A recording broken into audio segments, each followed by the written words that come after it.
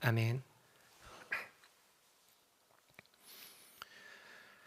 어렸을 때를 생각하면 부모님께 잔소리를 참 많이 들었던 것 같습니다. 제가 다른 아이들에 비해 장난을 더 많이 치거나 부모님께서 특별히 엄격하신 분들은 아니셨는데 옛날 기억들을 더듬어 보면 자주 잔소리를 들었던 기억이 납니다. 그때는 잔소리를 듣는 일이 참 싫었었습니다. 부모님이 잔소리라도 하실 것 같으면 얼른 자리를 피하기도 했습니다. 하지만 지금 돌아보면 그 잔소리 안에 부모님의 사랑이 들어있지 않았던 적은 한 번도 없습니다. 제 아이를 생각해 봐도 아이를 향한 잔소리와 꾸중 속에는 언제나 이 아이를 향한 마음이 담겨 있습니다. 아무거나 만지지 말라는 그 잔소리에는 아이의 건강을 생각하는 마음이 담겨 있고 또 혼자 뛰어가려는 아이의 손을 강제로 잡으며 뛰지 마라고 말을 할 때에도 아이의 안전을 걱정하는 사랑이 그 말에 담겨 있습니다. 이 잔소리와 꾸중 속에 담긴 부모님의 사랑이 이제 부모가 되어 보니 이해가 조금씩 되는 것 같습니다.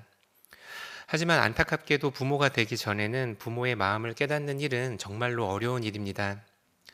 부모의 잔소리와 꾸중은 지겹게만 느껴집니다.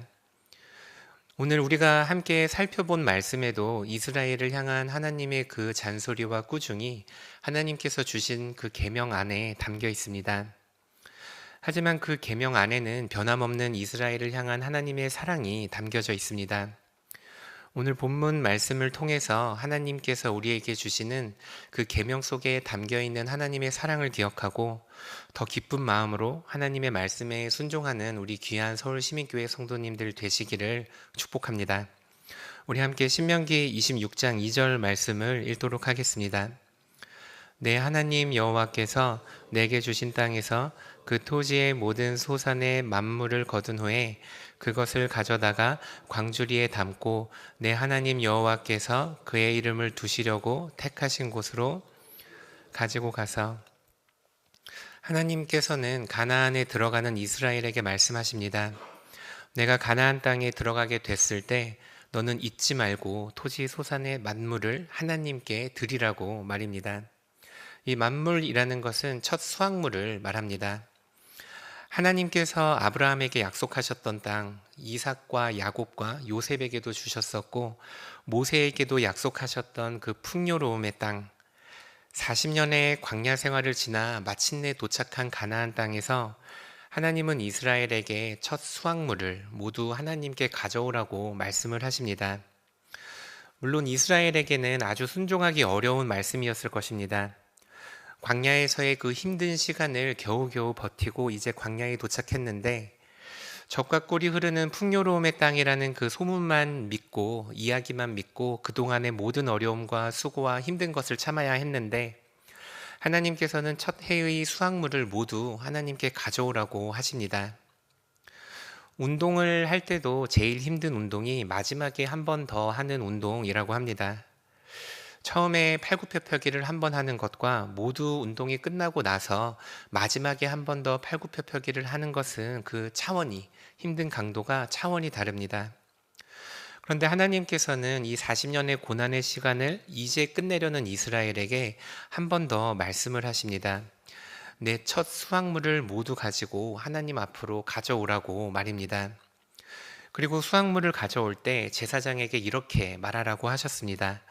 우리 함께 신명기 26장 8절에서 9절 말씀을 함께 읽도록 하겠습니다. 여호와께서 강한 손과 편팔과 큰 위엄과 이적과 기사로 우리를 애굽에서 인도하여 내시고 이곳으로 인도하사 이 땅 곧 젖과 꿀이 흐르는 땅을 주셨나이다. 하나님께서 이스라엘에게 첫 수확물을 가져오라고 하신 이유는 분명합니다. 하나님은 이스라엘이 가나안에서 누리게 될 그 풍요로움 앞에서 이스라엘이 누리는 그 복과 모든 은혜가 하나님으로부터 온 것임을 분명히 알기를 원하셨습니다. 이스라엘이 가나안이라는 복을 누리게 된 것은 하나님께서 이스라엘을 애굽에서 구원하셨기 때문입니다. 그리고 이제 가나안에 들어가는 이스라엘에게 첫 수확물을 가지고 하나님 앞으로 나아오라고 말씀을 하십니다. 이 첫 수확물을 가져오는 게 얼마나 어려운 일이신지를 누구보다 하나님께서 잘 아셨을 것입니다. 하지만 하나님께서는 이스라엘이 그 첫 수확물을 가지고 즐거워하며 기뻐하는 것보다 이 모든 은혜가 하나님께로부터 온 것임을 아는 것이 이스라엘에게 더 큰 복이라는 것을 아셨습니다. 우리의 재물이 있는 곳에 우리의 마음이 있다고 첫 수확물을 드리는 곳에 우리의 마음이 따라가게 되는 것은 당연한 일입니다. 그래서 하나님께서는 이게 힘든 일임에도 불구하고 이스라엘에게 그 첫 수확물을 가지고 하나님 앞으로 나아오라고 말씀을 하십니다.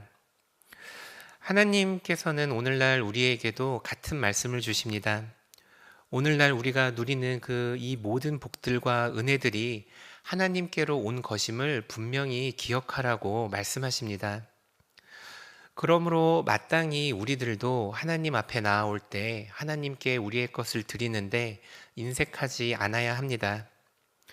우리가 이 헌금이라는 것을 우리의 신앙생활에서 결코 부가적인 것으로 생각해서는 안 됩니다. 이 헌금이라는 것은 신앙생활에서 아주 중요한 영역입니다. 물론 우리가 헌금을 통해 구제받는 것은 아니지만 재물이 있는 곳에 우리의 마음이 있다는 사실을 우리가 항상 기억해야 합니다. 이 헌금이 하나님을 향한 우리의 사랑인 것은 아니지만 하나님을 향한 우리의 마음은 헌금으로 표현될 수 있습니다. 이 헌금을 세속적인 일로 여기시고 우리가 소홀히 하면 안 됩니다. 이 헌금이라는 것은 오히려 우리가 살아가는 현실이고 우리의 마음이 어디에 있는지, 우리의 마음이 어디를 향하고 있는지를 정확히 보여주는 나침판과 같습니다.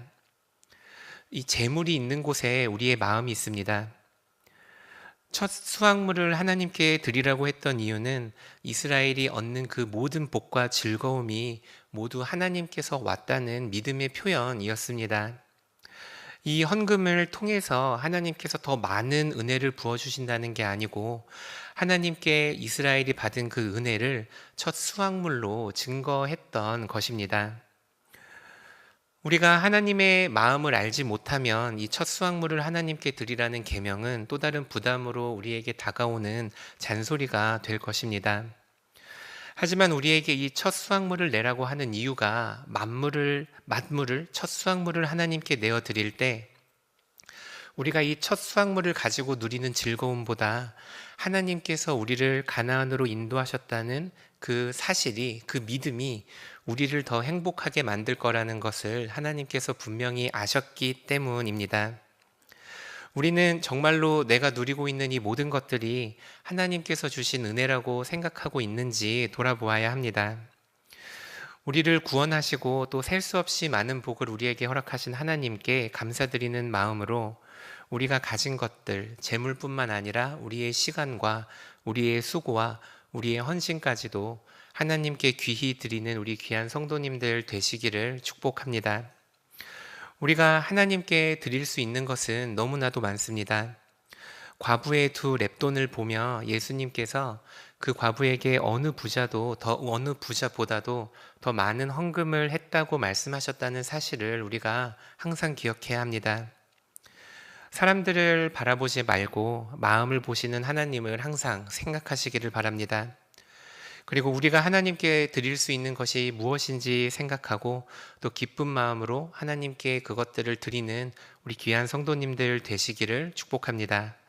우리 함께 신명기 26장 12절 말씀을 읽도록 하겠습니다.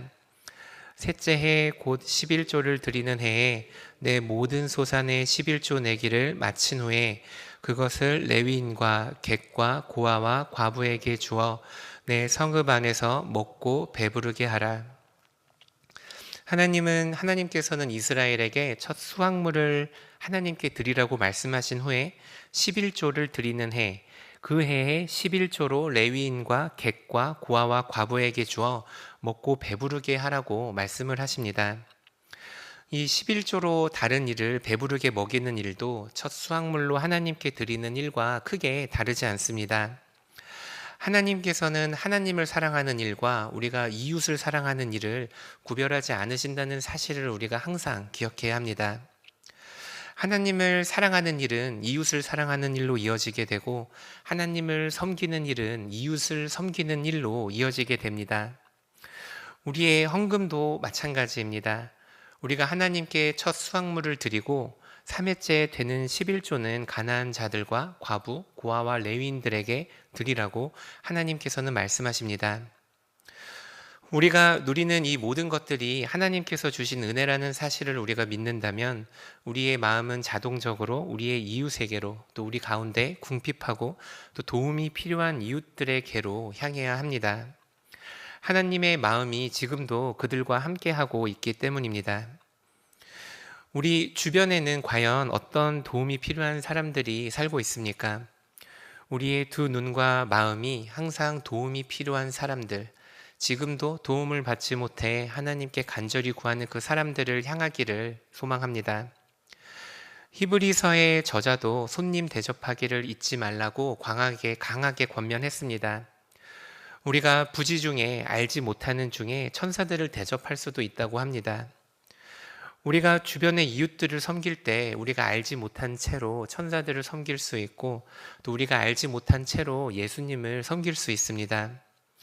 항상 이웃에게 친절하게 대하시는 우리 귀한 성도님들 되시기를 바랍니다. 선한 말과 또 예의와 또 매너로 또 이웃들을 대하시기를 바랍니다. 특별히 몸이 불편한 사람들, 그리고 마음과 영혼이 아픈 사람들, 도움이 절실히 필요한 자들을 보신다면 그들에게 먼저 다가가시기를 바랍니다. 하나님의 도우심이 간절히 필요한 사람들을 외면하지 마시고 이들을 도와주기 위해 노력하는 우리 귀한 성도님들 되시기를 축복합니다. 더 약하게 보이는 몸의 지체를 더 요긴하게 만드시고 덜 귀히 여기는 몸의 지체들을 더욱 아름답게 입히시는 분이 우리가 믿는 하나님이십니다. 우리 가운데 있는 더 낮은 사람, 더 도움이 필요한 사람, 더 절실한 사람을 주목하고 도와주는 우리 귀한 성도님들 되시기를 바랍니다. 하나님께서는 우리에게 끊임없이 잔소리를 하고 꾸중을 하시는 분이십니다. 하나님은 오늘도 우리에게 이거 해야지, 그건 하면 안 되지, 이 사람 도와줘야지, 저 사람 도와줘야지 끊임없이 계속해서 말씀하시는 분이십니다. 하지만 그 하나님의 명령과 하나님의 그 잔소리 안에는 항상 우리를 향한 하나님의 사랑이 담겨 있다는 것을 기억하시기를 바랍니다. 우리가 하나님의 말씀을 따라 우리의 이웃을 돕는 일은 그 이웃을 위한 일도 있지만 하나님께서 우리를 향한 그 사랑을 우리에게 부어주시는 일이시기도 합니다. 우리가 우리의 소중한 것을 나눌 때 그 귀한 것을 우리에게 주시는 분이 하나님이시라는 우리의 믿음을 증거하는 일이기도 합니다. 우리가 하나님께 받은 것이 무엇이 있는지 돌아보는 하루 되시기 바랍니다. 그리고 또한 우리가 하나님과 하나님이 사랑하시는 우리 이웃들에게 드릴 수 있는 것은 무엇인지 생각하시는 하루가 되시기를 바랍니다. 하나님을 사랑하는 마음으로 하나님을 섬기고 또 교회와 이웃을 섬기시는 귀한 성도님들 되시기를 축복합니다. 주기도문 하겠습니다. 하늘에 계신 우리 아버지, 아버지의 이름을 거룩하게 하시며 아버지의 나라가 오게 하시며 아버지의 뜻이 하늘에서와 같이 땅에서도 이루어지게 하소서. 오늘 우리에게 일용할 양식을 주시고 우리가 우리에게 잘못한 사람을 용서하여 준 것 같이 우리 죄를 용서하여 주시고 우리를 시험에 빠지지 않게 하시고 악에서 구하소서. 나라와 권능과 영광이 영원히 아버지의 것입니다. 아멘.